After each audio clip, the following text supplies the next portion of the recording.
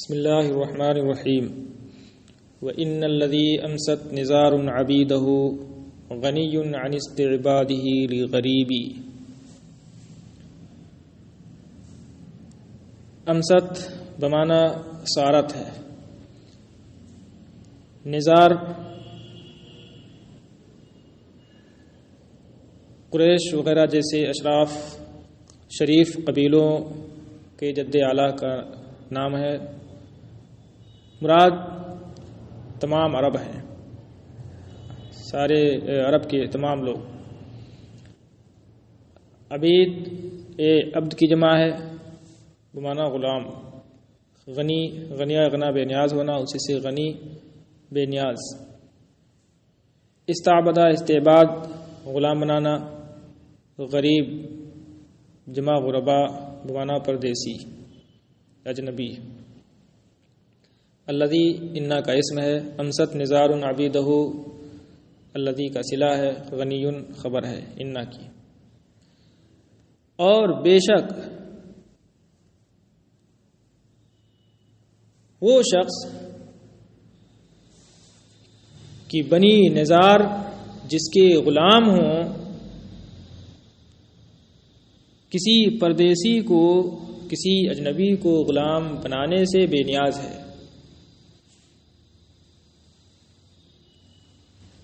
یعنی عرب پر آپ کے اتنے احسانات ہیں کہ سارے عرب آپ کے احسان مند ہیں اور آپ کے احسان تلے دبے ہوئے ہیں، آپ کے غلام ہیں۔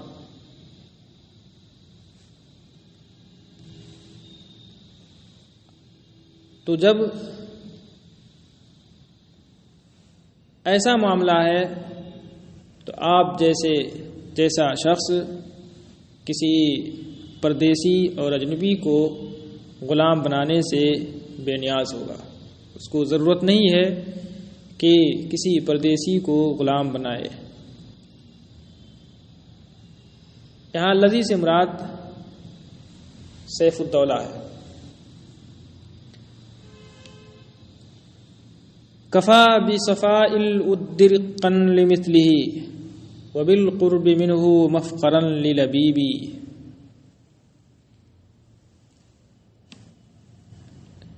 اوپر جو شعر گزرا اسے یہ وہم ہو سکتا تھا کہ عرب تو آزاد ہیں، پھر ان کو کیسے غلام بنائے گا سیف الدولہ؟ تو اس کا جواب اس شعر میں دیا ہے۔ صفا یصفو، صفان کا معنی ہوتا ہے خالص ہونا، صاف و شفاف ہونا۔ ودا یا ودو دوستی کرنا، محبت کرنا۔ ود کا معنی دوستی محبت۔ رق رقو رقن غلام ہونا، رق غلامی۔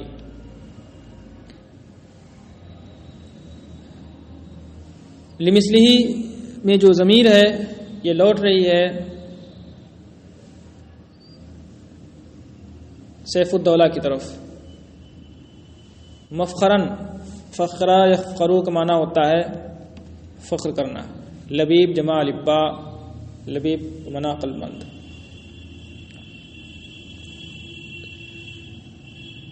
بی صفاء الود یہ محلاً مرفوع ہے، کفا کا فاعل ہے، با زائدہ ہے۔ ایسے ہی بالقرب میں جو با ہے وہ بھی زائدہ ہے اور اس کا عطف صفا پر ہے۔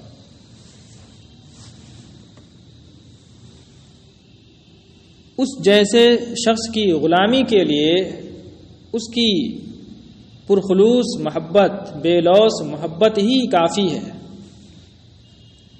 اور عقل مند کے فخر کے لیے اس کا قرب کافی ہے۔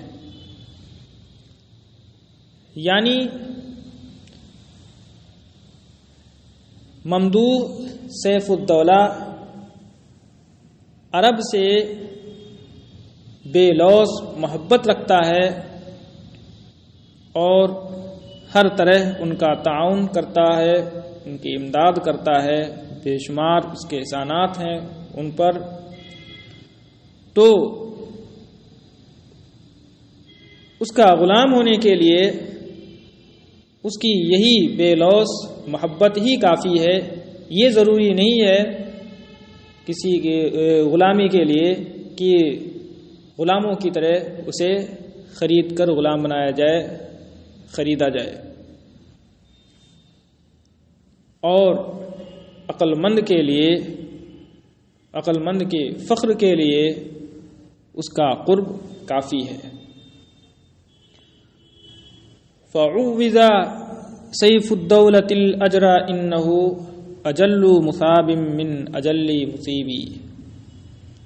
عوضہ تعویض کا معنی عوض دینا، بدلہ دینا۔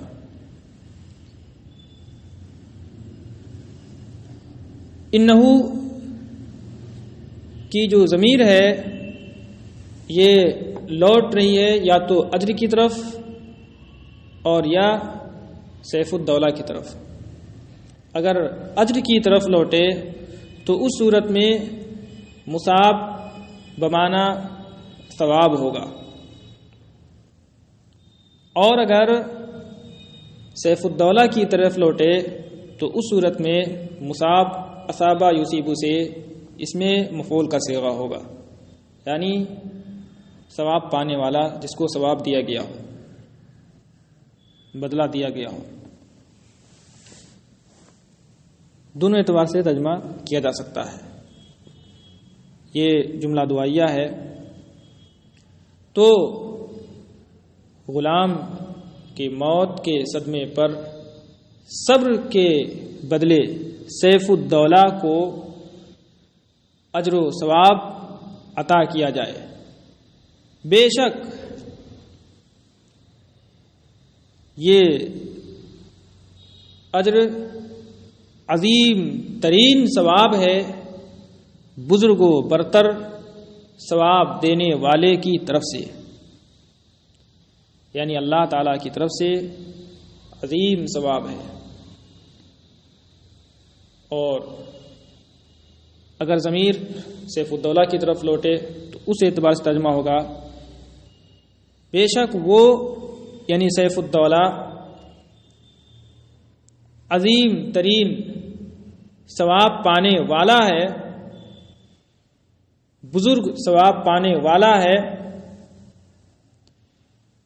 بزرگ و برتر اللہ ثواب دینے والے اللہ کی طرف سے۔ فتل الخیل قد بل النجیع نحورها یطاعن فی ذنک المقام عصیبی۔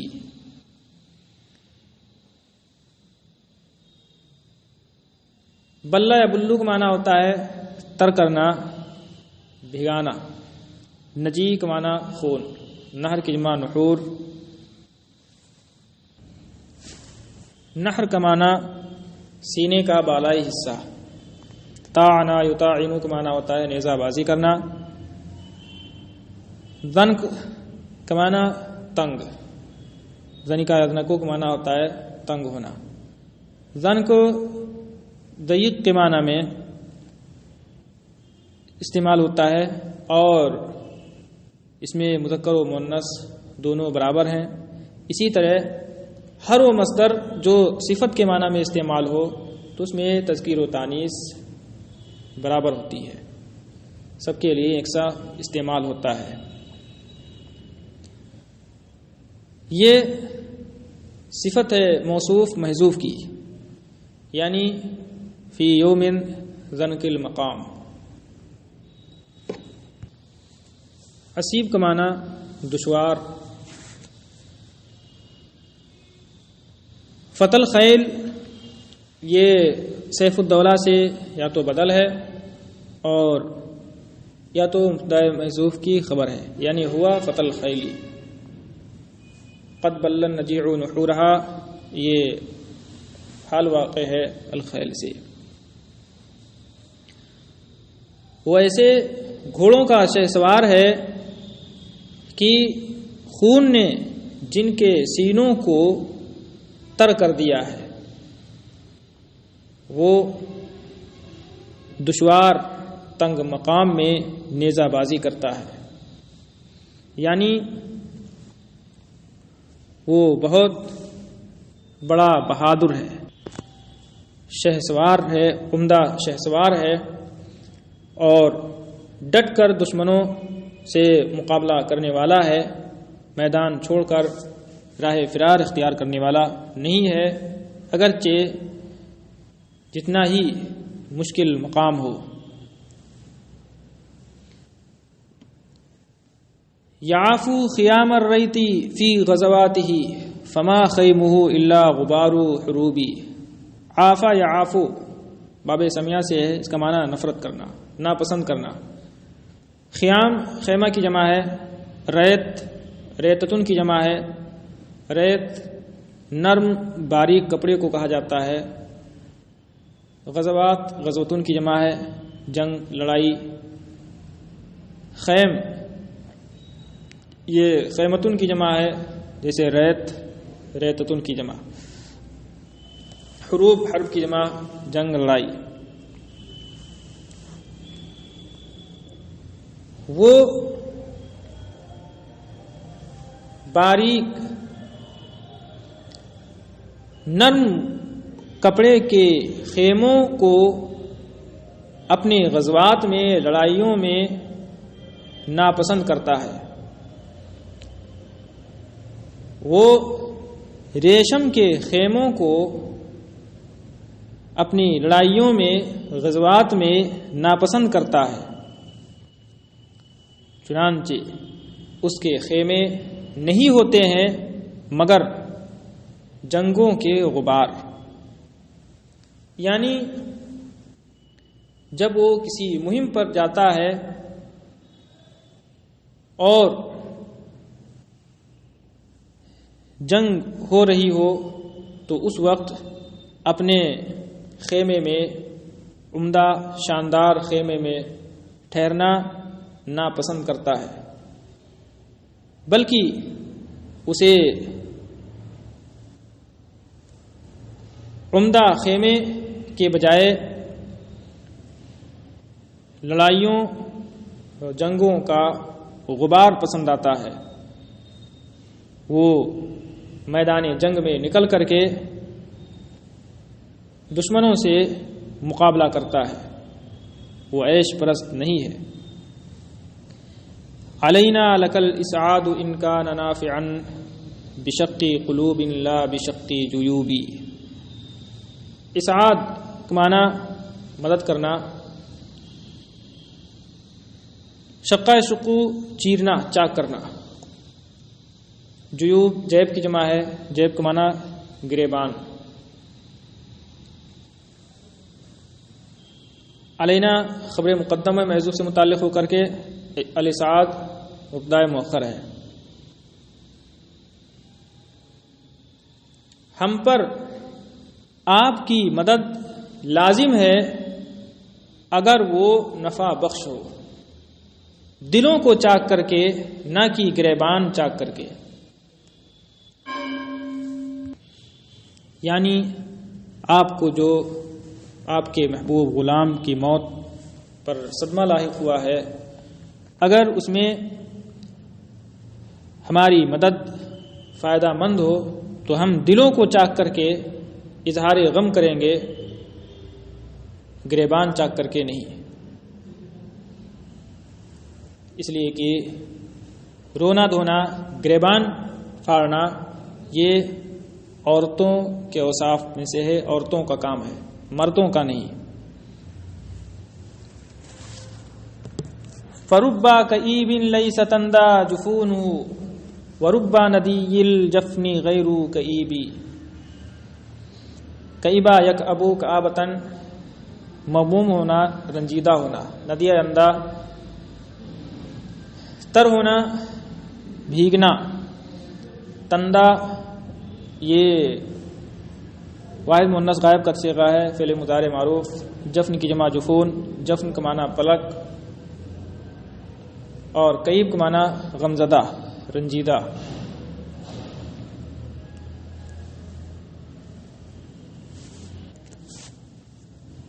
اس کا تعلق اوپر والے شعر سے ہے، یعنی اگر اظہار غم ہم کریں اور یہ آپ کو فائدہ مند ہو تو دلوں کو چاک کر کے ہم اظہار غم کریں گے، رو دھو کر نہیں، سینہ چاک گریبان چاک کر کے نہیں، اس لیے کہ رونا یہ رنج و غم کی علامت نہیں ہے، کیونکہ بعض غمزدہ ایسے ہوتے ہیں کہ جن کی پلکیں نہیں بھیگتی ہیں اور کچھ بھیگی پلکیں والے غمزدہ نہیں ہوتے، یعنی رونا دھونا، گریبان چاک کرنا، یہ آنسو بہانا غمزدہ ہونے کی علامت نہیں ہے۔ بہت سے غمزدہ ایسے ہوتے ہیں کہ جن کی آنکھوں سے آنسو نہیں بہتا، لیکن پھر بھی وہ کبیدہ خاطر ہوتے ہیں، رنجیدہ ہوتے ہیں، اور بہت سے خوب آنسو بہاتے ہیں، ان کی پلکیں بھیگی رہتی ہیں لیکن انہیں کوئی غم نہیں ہوتا ہے، رنجیدہ نہیں ہوتے ہیں۔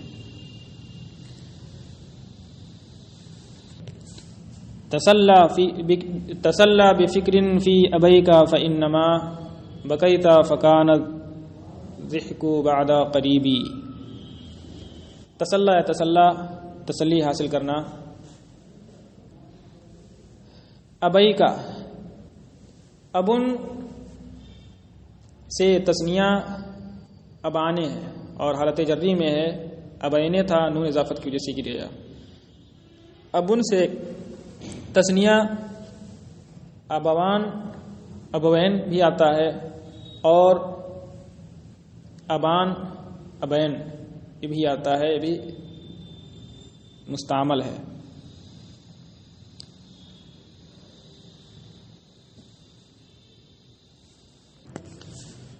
تو اپنے والدین کے بارے میں سوچ کر تسلی حاصل کر، اس لیے کہ تو رویا تو کچھ ہی عرصے کے بعد خوشی حاصل ہوئی، یعنی یہ کوئی نیا صدمہ نہیں ہے، اس سے پہلے بھی تجھے والدین کی موت پر صدمہ لاحق ہوا تھا، تو اس صدمے پر، ان کی وفات پر بھی تو رویا تھا، لیکن پھر کچھ ہی عرصے کے بعد تجھے عظیم خوشی حاصل ہوئی تھی کہ تخت شاہی پر تجھے بٹھا کر کے تیری تاج پوشی کی گئی تھی۔ ایسے ہی جو تیرا محبوب غلام تجھ سے رخصت ہوا ہے اور اسے وفات پا گیا ہے، اس پر جو تجھے صدمہ لاحق ہوا ہے، اس کے بعد بھی تجھے کچھ عرصہ کے بعد خوشی حاصل ہو جائے گی، غم دور ہو جائے گا، لہذا اپنے والدین کے بارے میں سوچ کر تسلی حاصل کر۔